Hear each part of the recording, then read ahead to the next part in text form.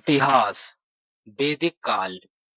प्राचीन इतिहास, इसमें वैदिक काल से लेकर राजपूत काल तक का अध्ययन किया जाता है।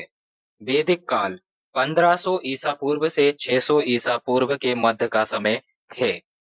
वैदिक काल को दो भागों में बांटा गया है। एक, ऋग्वैदिक काल 1500 से 1000 ईसा पूर्व के मध्य का समय।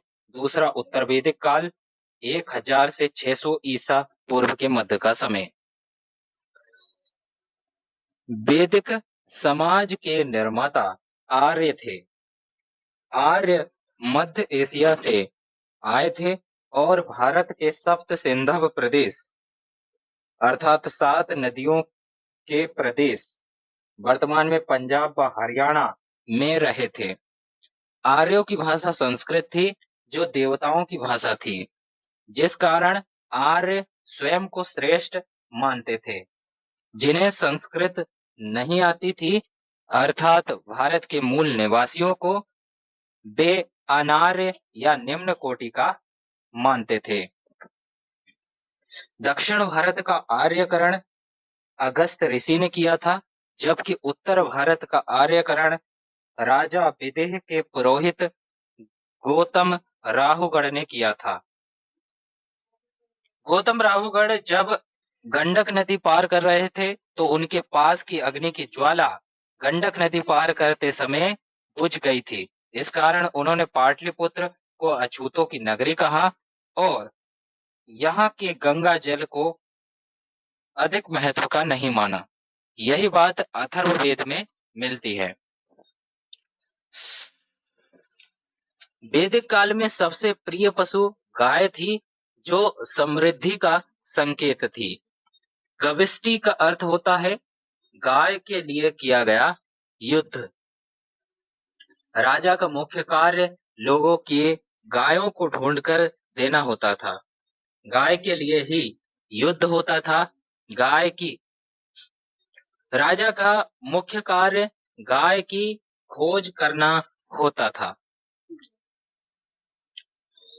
और इसके लिए राजा गविष्टि नामक युद्ध करता था। गविष्टि युद्ध वास्तव में गायों के लिए किया जाने वाला युद्ध कहलाता था। अर्थव्यवस्था का मुख्य आधार कृषि थी। वैदिक समाज ग्रामीण समाज था। ऋग्वेद के 7वें मंडल में दशराज युद्ध की चर्चा है, जो आर्य तथा अनार्य के बीच हुआ था। इस युद्ध में आर्यों का भरत कबीला विजय हुआ। इसी कारण भारत नाम इतिहास में भारत के लिए आता है।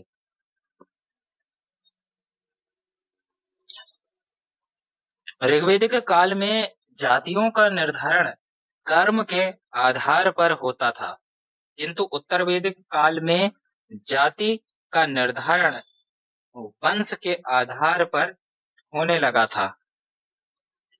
उत्तर वैदिक काल में ही लोहे की खोज हुई थी।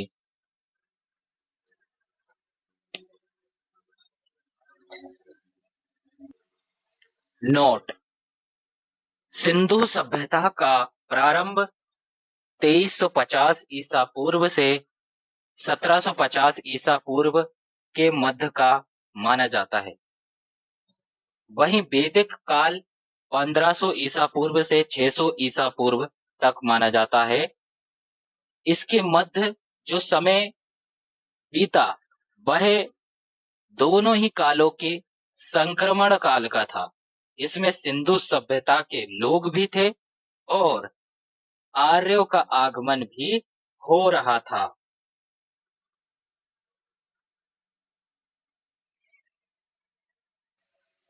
वैदिक समाज में सामाजिक स्तरीकरण था। सबसे ऊपर भगवान थे, इसके नीचे ब्राह्मण, फिर क्षत्रिय, फिर वैश्य और सबसे नीचे शूद्र को रखा गया था।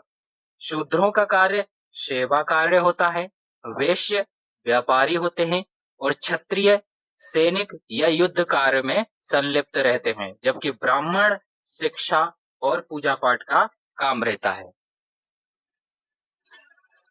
जब तक ऋग्वेदिक काल था तब तक आर्यों के नियम मुताबिक एक ही परिवार में अनेक जातियों के लोग रहते थे, क्योंकि जाति ऋग्वेदिक काल में कार्य के अनुसार निर्धारित होती थी, ना कि कर्म के आधार पर।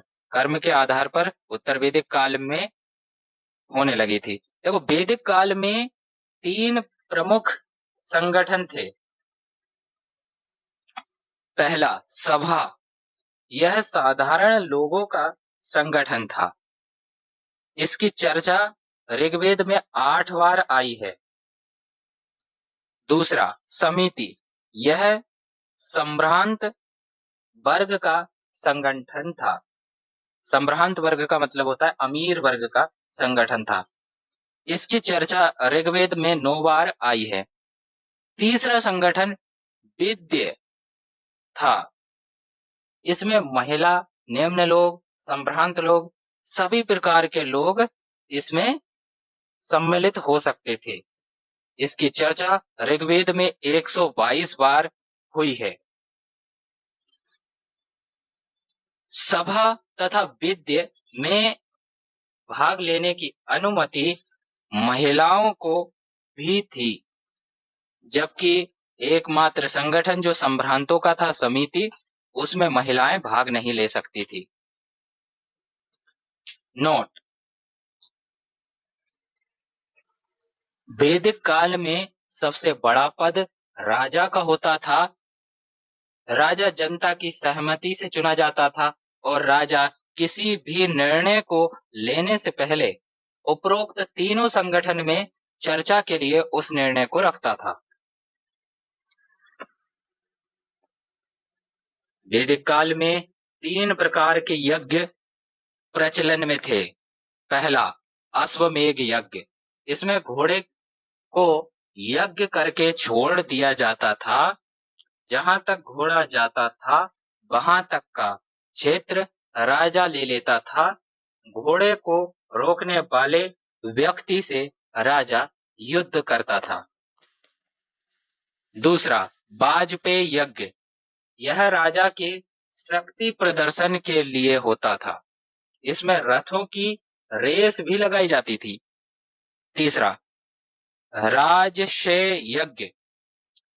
यह राजा के राज्याभिषेक के समय किया जाता था।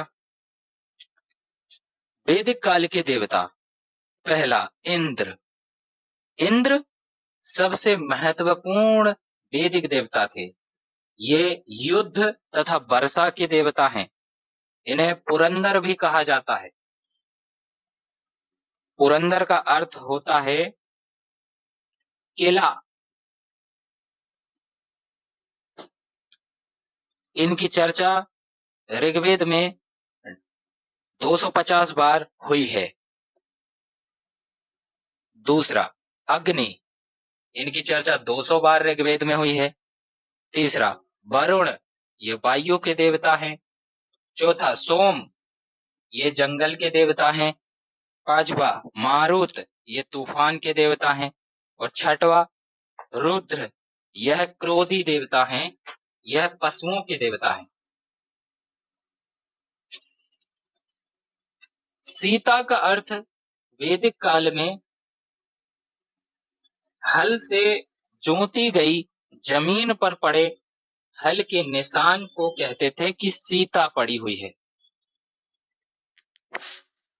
जबकि मौर्य काल में सीता भूमि सरकारी भूमि होती थी। वैदिक काल की नदियां: पहली, झेलम, वितस्तता। दूसरी, चिनाब, अस्किनी। तीसरी, ब्यास, विपासा। चौथी, सतलज, शत्रुदी। पांचवी, सिंधु, सिंध। छठवीं, गंडक, सदनीरा। सातवीं, रावी, परुष्णी। आठवीं, सरस्वती, घग्गर। वैदिक काल में षष्ठ दर्शन दिए गए हैं। पहला सांख्य दर्शन प्रतिपादक कपिल मुनि, दूसरा न्याय दर्शन प्रतिपादक गौतम, तीसरा योग दर्शन प्रतिपादक पतंजलि, चौथा वैशेषिक दर्शन प्रतिपादक कणाद, पांचवा उत्तर मीमांसा या वेदांत दर्शन प्रतिपादक बादरायण, छठवा पूर्वी मीमांसा प्रतिपादक जैमिनी। वैदिक काल में कृषि पर कर लगाया जाता था। इस कर को बाली कहते थे, जबकि देवताओं को खुश करने के लिए पशु बलि दी जाती थी।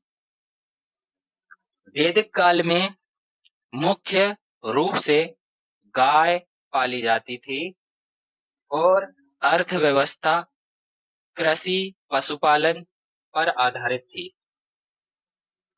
वैदिक काल की सबसे छोटी इकाई गाव थी, जिसका प्रमुख ग्रामिक होता था, और सबसे बड़ी इकाई जन होती थी, जिसका प्रधान राजन होता था।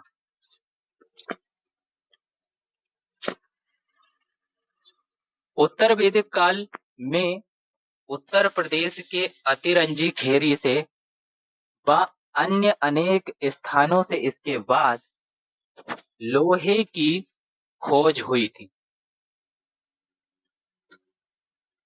परिणाम स्वरूप कृषि व अर्थव्यवस्था में तेजी से परिवर्तन होने लगा और समाज धीरे धीरे ग्रामीण सभ्यता से नगरीय सभ्यता की ओर अग्रसर होने लगा। जन का आकार बढ़कर जनपद हो गया और जनपद आगे जाकर महाजनपद बने। महाजनपद का काल सिंधु सभ्यता के बाद दूसरी नगरीय सभ्यता वाला काल था। मतलब पहली नगरीय सभ्यता सिंधु सभ्यता थी, दूसरी नगरीय सभ्यता महाजनपद काल की सभ्यता थी। भारत में 16 महाजनपद हुए हैं, जिसकी चर्चा बौद्ध ग्रंथ अंगुत्तर निकाय में है, और सबसे समृद्ध, शक्तिशाली व सबसे बड़ा महाजनपद मगध था। मगध महाजनपद राजगृह से प्रारंभ, मतलब बिहार से प्रारंभ होता था और उड़ीसा के कटक से अफगानिस्तान के अटक तक विस्तारित था। वैदिक काल में मृदभांड 4 प्रकार के होते थे: धूसर मृदभांड,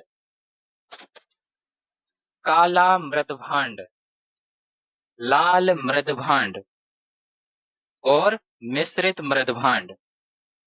सर्वाधिक प्रचलन में धूसर मृदभांड थे।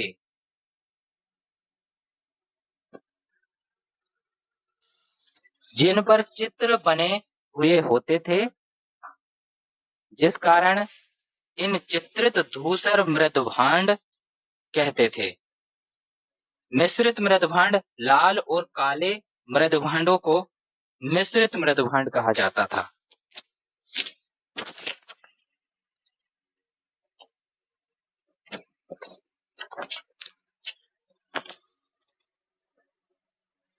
सिंधु सभ्यता और वैदिक काल का तुलनात्मक विश्लेषण। सिंधु सभ्यता नगरीय सभ्यता थी, वैदिक सभ्यता ग्रामीण सभ्यता थी। सिंधु सभ्यता मात्र सत्तात्मक थी, वैदिक सभ्यता पितृ सत्तात्मक थी। सिंधु सभ्यता में प्रमुख पशु एक सींग वाला जानवर था, जबकि वैदिक सभ्यता में प्रमुख पशु गाय थी। सिंधु सभ्यता में लोग युद्ध से अपरिचित थे, जबकि वैदिक काल में गाय के लिए गविष्टि युद्ध होता था। सिंधु सभ्यता में पशुपतिनाथ मातृ देवी की मूर्ति प्राप्त हुई है, जबकि वैदिक काल में इंद्र, अग्नि, वरुण, मारुत इत्यादि देवताओं की चर्चा हुई है। सिंधु सभ्यता नगर नियोजन के लिए प्रसिद्ध है, जबकि वैदिक समाज सामाजिक नियोजन के लिए प्रसिद्ध है। सिंधु सभ्यता में अर्थव्यवस्था का मुख्य आधार कृषि व व्यापार था, जबकि वैदिक सभ्यता में अर्थव्यवस्था का मुख्य आधार कृषि तथा पशुपालन था।